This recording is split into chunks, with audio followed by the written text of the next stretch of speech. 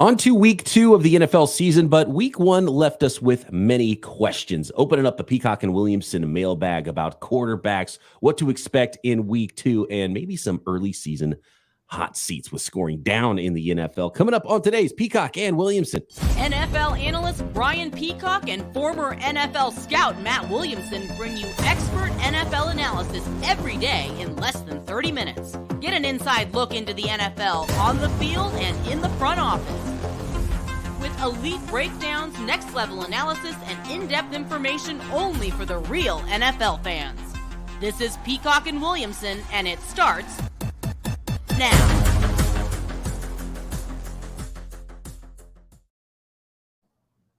Welcome to the Peacock and Williamson NFL Show. Brian Peacock alongside Matt Williamson at BD Peacock at Williamson NFL. Thanks everybody for making us your first listen on the Locked On Podcast Network. Your team every day. Big ups to all the everydayers out there. Make sure you are subscribed on YouTube and everywhere you get your podcast. Today's episode of P&W is brought to you by Jase Medical. Empower yourself when you purchase a Jase case, providing you with a personal supply of 5 antibiotics that treat 50-plus infections. Get yours today at jasemedical.com. That's Jase, Jase, medical.com. All right, let's get into this mailbag here. A lot of great questions, and the fans are pumped. The listeners are pumped for the football season to finally have arrived, and a goofy week 1 as it usually is. And as they say, week 1 tends to lie to us, Matt. And scoring is down. We did a whole episode about how scoring is down league-wide and the way defenses are coming back versus some of the offensive schemes we've seen around the NFL and making teams take the cheese underneath, so to say. And then week 1 is usually even lower scoring than most other weeks in the NFL season. And we saw that again, aside from maybe 1 or 2 games in week 1 this season. Yeah, I think it's huge. I mean, yeah, there were some blowouts like Dallas destroying the Giants, but really the only back and forth high scoring game off the top of my head was Chargers Dolphins, where scoring was prevalent on both sides. And I think it's a problem. I'm not going to overreact. We did have a really good show in the offseason, breaking it down based off a lot of the research Rich Rebar did about, 2 years in a row now since the pandemic. It's dropped several points per game on a yearly basis. And I think everyone knows my theory about D-line's better than O-line. But in this case, I think like the Bengals are a perfect example. Like, I hate the term rusty, but Burrow's coming off a calf, and none of those guys did anything in the preseason, and they were miserable against the Browns. I don't think any of us think, the Bengals offense is going to be bottom 5 this year. So I think that has something to do with it, is a lot of teams resting starters. And I also think a lot of the young teams, young quarterbacks, played very vanilla schemes, predictable stuff. Like even Steelers-Niners. Sure seemed like the Niners had a pretty good beat on what the Steelers were doing. You know what I mean? It's a young offense, let alone the Richardson, Stroud, those rookie guys. It was even worse. Yeah, there's always a lot of young starters every year. And, even when you have someone like Joe Burrow, and they might have had the worst offense in the league in week 1, maybe save the New York Giants who were blanked. But even that game, so like Dallas and New York, I don't know what the over-under was offhand, but it probably wasn't much different than 40 points anyway, even though one team scored a lot, the other team scored 0. Niners and Steelers. Niners scored a lot, but they still hit the under on that game with 37 total points. So even the games where there was one team outburst, the other team didn't score, aside from basically the only game I know for sure that went over last week, over the point total, according to our friends at FanDuel. Check out FanDuel. It was the Miami and Chargers game. Yeah. So we'll see, but I don't think the league's going to love it if scoring is down. And I'm not even talking about like fantasy. It's just not as much fun for Joe average fan. They don't want to see slugfests and punts.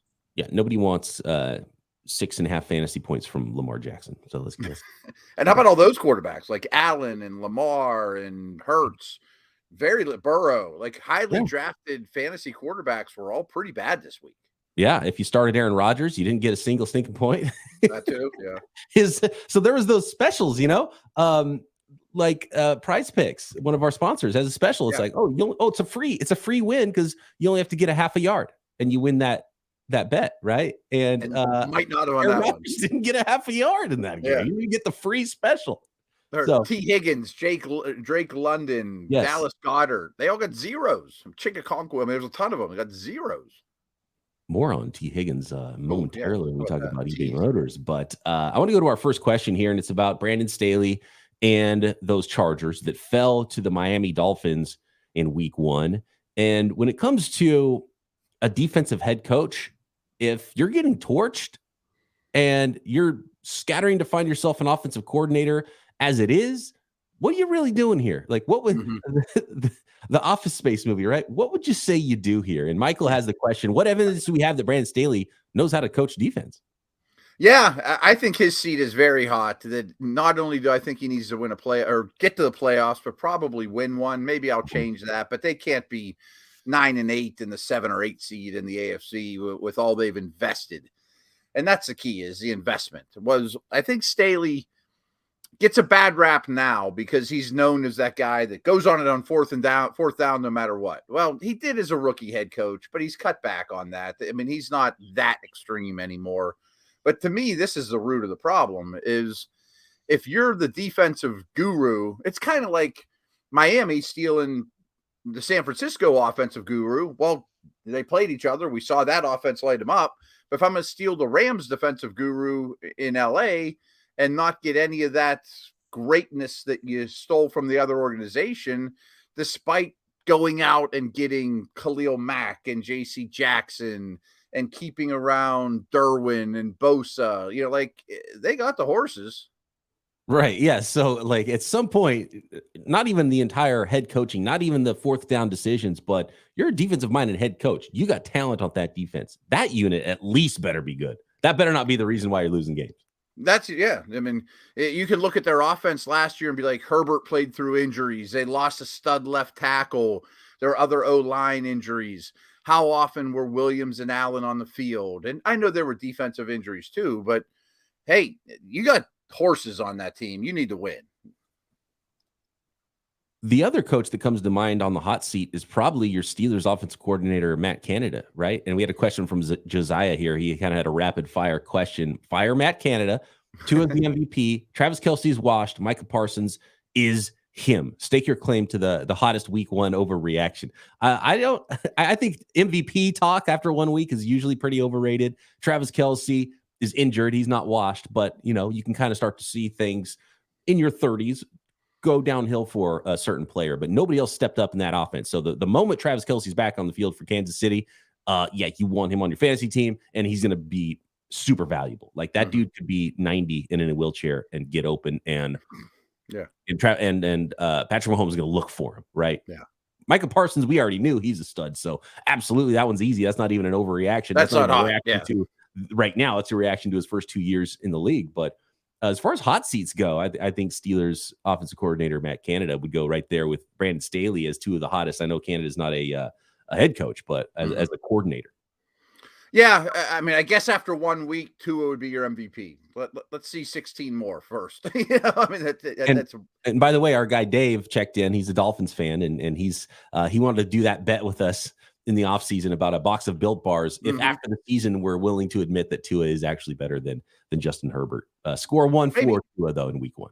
No doubt, no doubt. Hours. You mentioned Kelce. Even if he loses a step, I mean, Witten, Gates, those guys ran like me and you at the end of their career. I mean, tight ends fade away slow. He's not going to fall off a cliff, even if he's not 100% or doesn't run after the catch like he used to. As for Canada, trust me, he's getting arrows left and right. And we talked about this all offseason. Half of the league, scoring's down, changed offensive play callers or coordinators of some sort. And if you told me 50% of the league did it, I would have said 99% chance the Steelers were one of them after last year. And they didn't, because they want to keep continuity. I had lots of problems with Canada as an offensive play designer, very rudimentary. They wanted to roll it back for one more year. But I will say against the Niners, and that's one game, and I also watched all practices, training camp and preseason, they really worked on the things that I thought they were terrible at. So I thought it was trending the right direction. And frankly, I saw a lot of open receivers against the Niners watching the second time. Pickett just played awful. Yeah. And it's a great defense. And I mean, Warner was everywhere, and it's a great defense, you tend to look inward when you're a fan of a team. Mhm. Why did my team win the game? Why did my team lose the game? Well, there's guys on the other side too that have a say in what happens.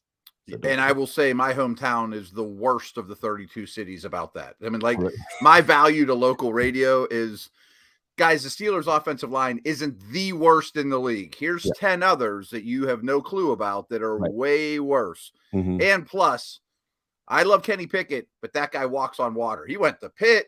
He's, Right. we're going to Yeah, blame okay. Canada all the time over Pickett, even if he throws one in the Let's seat. get that offensive coordinator out. Oh, And yeah. maybe the next offensive coordinator before we start to look sideways at Kenny Pickett.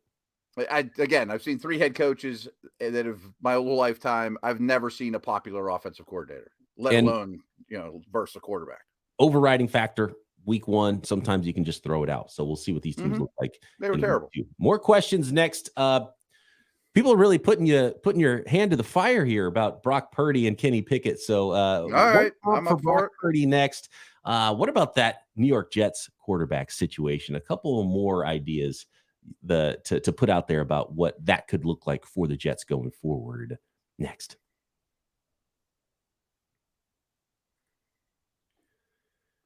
Today's episode of Peacock and Williamson is brought to you by eBay Motors, and our partners at eBay Motors have teamed up with Locked On Fantasy Football host Vinny Iyer to bring you some of the best fantasy picks each week, all season long, whether you're prepping for the daily fantasy drafts or you're scouting the waiver wire mid-season. Every week, we're going to provide you with players that are guaranteed fits on your roster. So let's see who Vinny has picked out for us today on eBay's Guaranteed Fit Fantasy Picks of the Week. And how about that Bengals offense that was a snoozer in week 1, bounce back time for T. Higgins. Bengals wide receiver T. Higgins got 8 targets and put up 0 fantasy points. It's not going to happen again like it did in week 1 against the Browns. The Ravens secondary is going to provide potentially a little bit of a rebound here. So the Texans even had some success throwing outside to their wideouts, and Higgins has a history of massive volume versus Baltimore when healthy. So stick with Higgins in week 2. Should be a high-scoring affair. Burrow bounce back. Bengals bounce back along with T. Higgins on the outside. And Vinny Iyer from Locked On Fantasy Football is going to provide you every week with your fantasy championship guaranteed fits. And eBay Motors knows the championship team is about each player being that perfect fit. It's the same with your vehicle. With over 122 million parts for your number one ride or die, you can make your ride stay running smoothly. Brake kits, LED headlights, roof racks, bumpers, whatever it is your need for your little baby doll of a car, eBay Motors has it. And with eBay Guaranteed Fit, it's guaranteed to fit your ride the first time, every time, or your money back. Plus, at these prices, you're burning rubber, not burning cash. I've used eBay Motors, and it was super easy. You see the green check. You get the exact part you need for your car at the right price. So keep your ride or die alive at ebay.com/motors. eBay Guaranteed Fit, only available to U.S. customers. Eligible items only. Exclusions apply.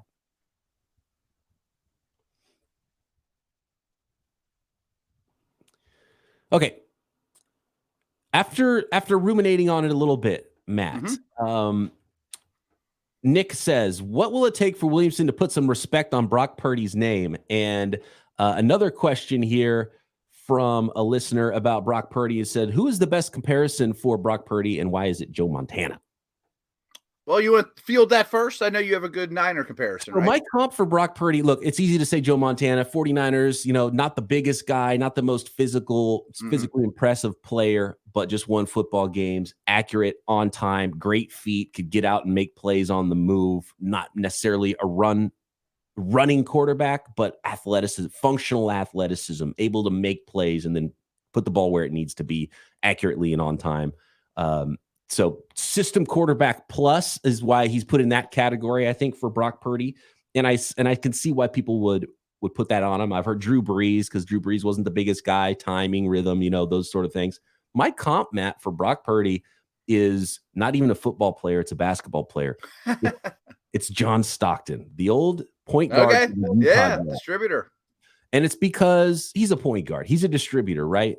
But if you passed him on the street, you'd say, is that a pro athlete or is that a school teacher? So it's like the hair is kind of combed over, unassuming physical appearance, right? But then you get him on the court, you get him on the field, and he's tougher than you think. He's more physical than you think. He can make plays. He makes everybody else around him better. And then while you're worried about everybody else, then he can make the big shot, and he can actually do something that's plus value on his own, even though it's not Michael Jordan sky high dunk. It's not Josh Allen down the field. It's not Mahomes, crazy arm talent, but he does make plays. He's a playmaker on top of a facilitator, but unassuming. But the underrated part of Brock Purdy is the toughness and the physical, the competitiveness that he has. So he has been super impressive for the 49ers. And it helps to have a whole bunch of weapons around you to facilitate that offense. Yeah, helps have Karl Malone. I mean, there's no doubt about it. And like 4 other Karl Malones with what the 49ers have on offense. So, yeah. But I love that.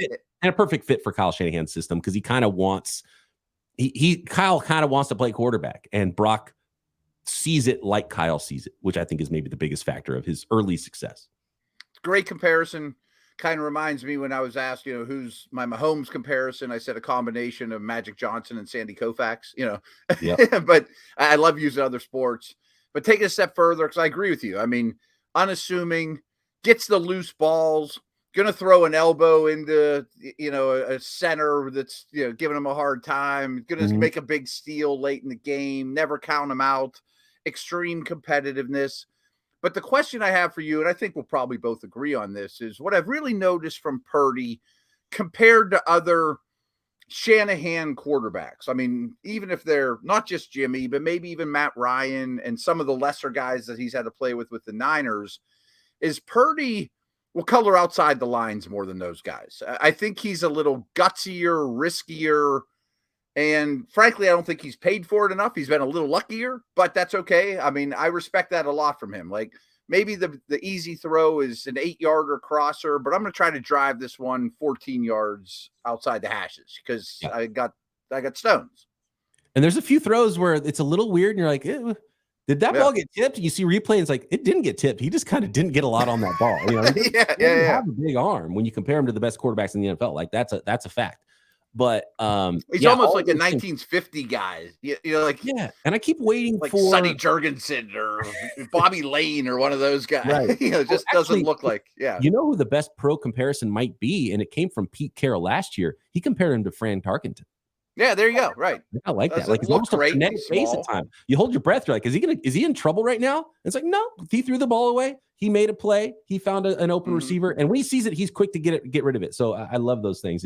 He's a fun player to watch, but he does make you hold your breath where you're like, that was weird. Is he ever gonna pay for those types of plays? And he hasn't yet. And you're like, oh yeah, that's him, because we've seen it now in year 2. So yeah, I'm pretty bullish on what I've seen from Brock Purdy in that combination of playmakers and offenses is perfect for him. But let's chill on the Montana comparisons. I will say that. Let's let him make the joke all the time. Like, I love when people are like, who's he remind you of? Jim Brown, Lawrence Taylor, like, well, that might be a little extreme, Yeah, a little rich maybe. So, okay, good. I hope that was enough respect from Matt Williamson on Brock Purdy's name there. Yeah, I'm coming around, and I'm recognizing what he does, and he played great this past week. I'd still rather pick it. Just to answer that question. I still rather would. I know they were not even close on Sunday. Okay, so next, Matt, I want to talk. There's a bunch of questions. We're not going to get to all of them. We always appreciate all of the questions, but everyone wants to talk about the Jets and Aaron Rodgers and some options there. So we're going to get to some of those questions here, and also another quarterback question about where the New York Giants are in all of this, where Daniel Jones ranks amongst those NFC and NFL quarterbacks. Next. All right. Today's episode of Peacock and Williamson is brought to you by Jase Medical. Get yourself a Jase case and save a lot of money and be prepared for an emergency. Everyone should be empowered to care for themselves and their loved ones during the unexpected. That's why Jase Medical offers the Jase case. The Jase case provides 5 life-saving antibiotics for emergency use and gives you peace of mind so that you are not just hoping that you have access to medication in an emergency. Jase case makes sure you have the medication in hand, and Jase Medical makes it simple. They handle everything from the online evaluation to licensed pharmacy medication delivery and ongoing consultation and care. So don't get caught unprepared. Let's say you're camping, you're on vacation, something happens. You got a Jase case with you, no cell phone service, and you can't do anything in a medical situation. With the Jase case, you will be prepared for such situations and save more than $360 by getting these life-saving antibiotics with Jace Medical, plus an additional $20 off by using code LOCKEDON at checkout on jasemedical.com. That's Jase, Jase medical.com, promo code locked on.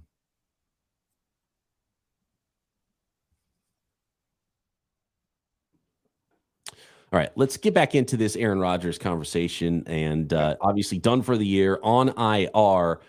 There's multiple questions here, and I'm going to read them all, and we can kind of get through this. So Matthias says, read the Jets quarterback situation. Somehow survive a couple of months with a 500-ish record. Trade for Kyler Murray at the deadline. Get him up to speed with your offense till the stretch run. Ultimate all-in move at this point, but who cares? Do what you have to do if you're the Jets. That's one idea and one option here. And then I want to go to Joey Bag Donuts. It says, let's say the Jets bring in a new quarterback from the outside. How long would it take for that quarterback to get caught up with the system and team? It's the most important position. And yes, people talk about how it takes years. Like, oh, cool, this quarterback's in this offense for year 2. Now he's going to be better. Well, it's like, what about week 2? What's that going to look like? So what are your thoughts on Rodgers and the Jets QB situation? When it comes to Kyler Murray, at first I thought, oh, that's a great option. And then the more I think about Kyler Murray, Matt, I don't think it makes sense from the Cardinals side, because the Cardinals aren't the only reason the Cardinals would trade Kyler Murray is if they get the number 1 pick. And they won't know by the trade deadline what pick they're going to have. So the Cardinals almost can't do it. Like, that almost can't be an option until 2024 to trade Kyler Murray. So I do think for the Jets situation specifically, Kyler Murray would be off the table. But I do have a couple more names. Okay. Real quick on Murray. That is a little fantasy footballish. You know, I mean, the money's an issue. Would him and Rodgers and Zach Wilson all sit in the same quarterback room? Will Rodgers even be around? How would his personality, work ethic work in the Big Apple? You know, there's things like that matter. And you're 100% right. You know, in terms of, I can't trade him now. I mean, we're going to lose. If you trade Kyler Murray, even after the season, you're going to lose on your investment. You paid all the signing bonus. I mean, you're going to eat a lot of money, and it's not going to be a pretty trade. So you can't do it now and end up with Josh Dobbs again next year. But in a vacuum, it makes all the sense in the world. Get Kyler to New York. He could sit there and learn while he heals, finish up the season, and be your guy going forward. But it just is a little too fantasy footballish for me. How about these two names? And I like these two names because there's a potential for them to be available at some point during the 2023 season. Mm-hmm. They're short-term deals, so those kind of hurdles can be figured out for the Jets. I don't think either player costs a first-round pick, so that makes it a little bit easier. And both these players know the offense and have been in similar schemes. Terminology should make it a little bit easier to get ready to play for a stretch run for the Jets.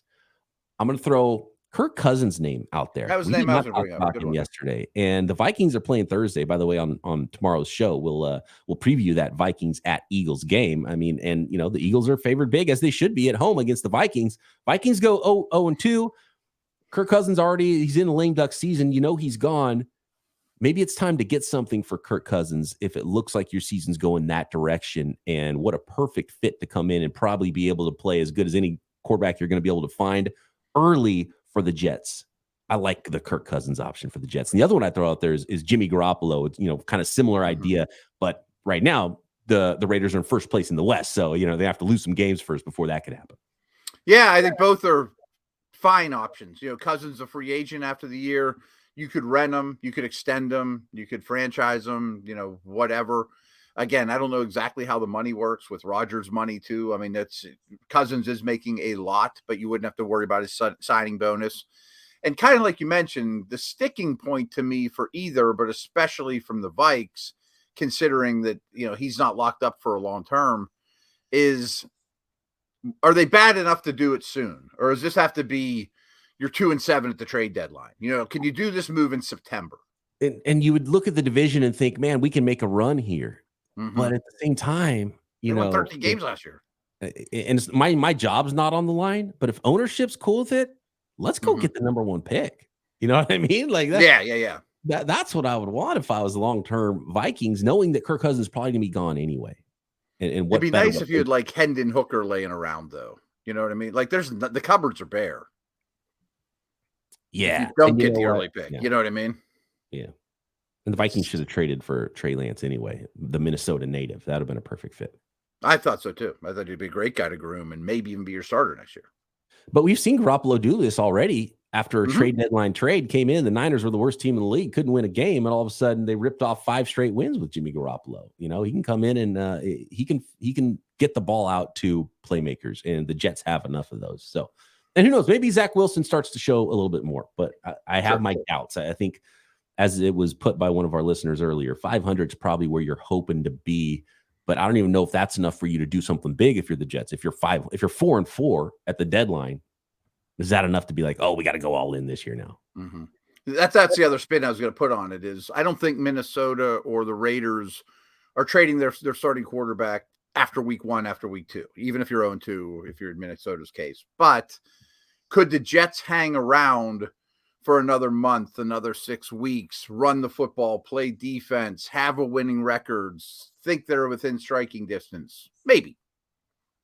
Yeah, and the money, because like Kirk makes a lot this year. Yeah. And all the gymnastics with salary cap stuff that already happened just to have Aaron Rodgers in-house. Could you throw another expensive quarterback in there? That might be. I'm betting the answer is no. Yeah, the answer is for sure yes. You can do anything you want in the NFL. Like, but how bad does it hurt you into the future is the question. Right. This one from Jared. Is Daniel Jones the 6th best quarterback in the NFC East, Matt? So this is not NFC East. No, I thought this was the whole conference. NFC East. We're talking about backup quarterbacks too. So Jared just, throwing blows. That's a different spin than I thought. Right now. Look, this actually reminds me. First, before we talk about Jones and finish up the pod here, this reminds me of the coach conversation we had a little bit earlier. If I'm an owner or a GM, I am 1,000% hiring an offensive-minded head coach. It is too hard right now to get those offensive coordinators in the NFL. You have to find that in your head coach, because you can find, like, Vic Fangio is available. You get nearly the best defensive coordinator in the NFL in a given offseason. You can't do that to your offense. I'm looking at what was going on in Chicago. That offense was just in trouble. And it's like, man, how did they not hire Brian Daboll instead of Matt Eberflus? And Matt Eberflus, I'm sure, smart guy, good coach, but you got to coach your young quarterback. And so that was kind of the tie-in with the Daboll idea. And, obviously it didn't look great for the New York Giants in week 1. I'm a little disrespectful saying Daniel Jones is the 6th best quarterback, though, in the NFC East. But we were both not high on Daniel Jones, so it's not surprised that Daniel Jones, if at the end of the season, the Giants say Daniel Jones is not our guy, Matt, you and I would not be at the slightest bit shocked. I would not.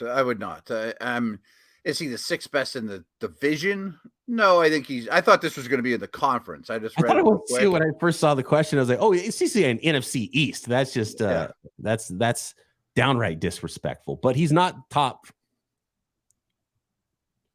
He's not top. I was going to start my answer saying he's 3rd in the division. At best. I'm still going to put him over Howe and Brissett and Lance, and certainly Mariota, who's terrible. Yeah, I don't even know the other couple that he's probably putting ahead of him, but for the money, like for the contract that Daniel Jones just got, I would take Brissett, I would take Howell, I would take Trey Lance and see what you got there. I think I would too, for the investment. Right, but as far as you're playing a game tomorrow, he's 3rd. He's 3rd in the division. I'm just going to do the conference super quick off the top of my head. Who's he worse than right now in the North? Cousins for sure. I can't say Love yet, but I'll bet everything I have Love's going to be better. I'll say Love. I'll say Love. I've seen enough from Love. I've seen enough too. That, I'll take Love tomorrow for sure over Daniel Jones. And like, not to be super disrespectful to Daniel Jones, but he wasn't even that impressive to me last year. No, he really wasn't. Wasn't a week 1. Besides the running, and he was actually kind of good in the red zone. I think he ended up with like 12 touchdowns or something. Goff is better. Yes. Fields is almost in the same category, but I would definitely rather have Fields I'd rather play against Jones. So he's better. Carr's better. Kyler's better. Geno's better. Purdy's better. Stafford's better. Yes. That's a lot. That's tough. You're trying to go make a playoff run. There's already 2 total rosters that are better with 2 better quarterbacks in your own division. And then you go look through the conference and you're not even top half of the conference at quarterback. That's tough ask. Right. That's why Dable was coach of the year last year, in my opinion. And I didn't even mention the first overall pick, who could be better in a week or 2 Who weeks. you'd rather You know have what I mean? Right. You Yeah. would rather have going forward and bet on. No doubt. Even if he's not better right now. Yep. 100%. So yeah, we'll see. We'll see if that turns around. Again, week 1 can lie to you a little bit, but I've seen a lot of Daniel Jones, which is why I didn't have the New York Giants when I projected the playoff picture for the NFC this year. Mm-hmm. And yeah, it's going to be a tough go. It's going to be another coach of the year situation for, I think, Brian Dable, if he's got that team going. And they're not a terrible football team. There's just other better teams. And they're not as bad as they look Sunday night. Yes, they're going to score points. Yeah. All right. Thanks, everybody, for your mailbag questions. We appreciate you. All the everydayers out there, make sure you are an everydayer with us here on Peacock and Williamson. Subscribe on YouTube and everywhere you get your podcasts. It's picks time for week 2 tomorrow. Thursday night, our 6-pack, and then we'll Friday pick all the rest of the games for NFL Sunday and Monday right here, Peacock and Williamson.